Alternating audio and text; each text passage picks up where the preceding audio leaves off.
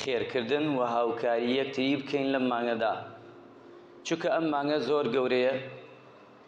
یعنی تۆ یەک سوبحان اللهیەک بکەی بە هەزار سوبحان اللهیەک دەنووسرێ، وەک پیاوچاکان وتویانە.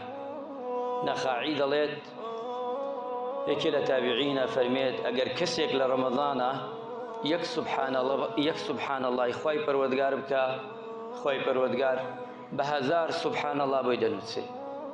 هەر کەسە یەک ڕکات نوێژ بکات لەم مانگەدا بە هەزار ڕکاتی بۆ دەنووسێ لە مقابلی مانگەکانی ترە. یەک سەدەقە بکە هەزار سەدەقەی بۆ دەنووسێ. یعنی هەر چاکەکان هەر چاکەیەک دەکەی خوا بە هەزاران قات بۆ دەنووسێ. ئەی ئەگەر فەرزەکە ئەنجام بدەین ئەوە خوا خۆی ئەزانێ کە چەندێ ئەجر و پاداشتی هەیە، چونکە پەروەردگار بۆمان زیادەکا بەردەوام، چاکەکانمان زیاترەکە. مثل الذين ينفقون أموالهم في سبيل الله، خوای پەروەردگار نمونە دێنێتەوە.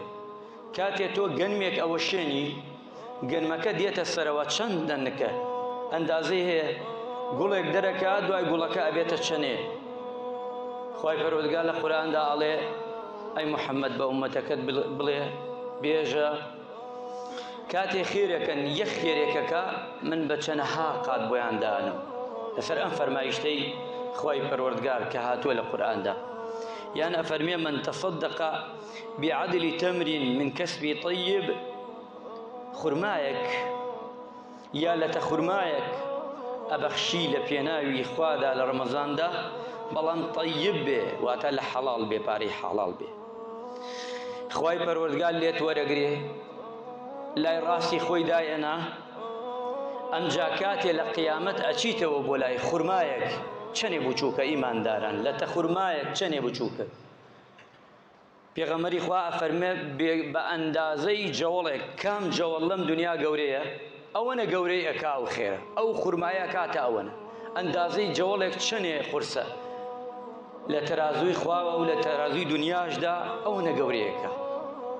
کەواتە ئەم مانگە فرسەتە کە خێر بکەینە هەژاران نەداران لێ قەوماوان بەرەو 16 و 17 و کە کۆتای ئەچین.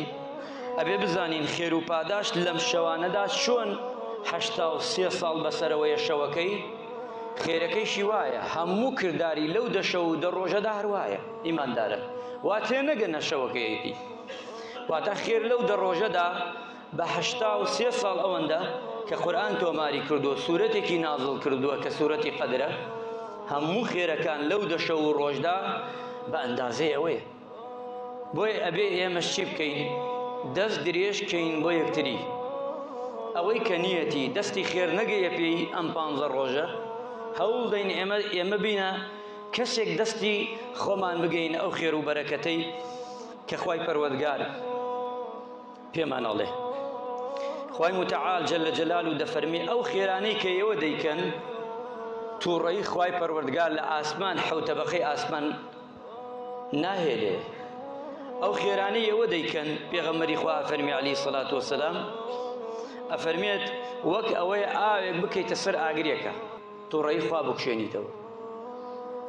ئەمە تۆش ئەبیتە ئەمانە ئەم فەرمایشتە شیرینانە من بۆ باسی یەکەم بۆ ئەوی بزانین کاتێ ئێمە خێر ئەکەین، سەدەقە ئەکەین، یارمەتی کەسێکی خۆمان مەیوس کە لەوێ برام بێ، لەوێ قەومم بێ، لەوێ خزم بێ، لەوێ نێزگم بێ، لەوەی ئەگە ئەمەش نەبێ خوا هەر موسڵمانە، خوا هەر ئەگەیەتەوە پێم، ئەگەر نەگەیەتش هەر برای دینی خوشکی دینیمە.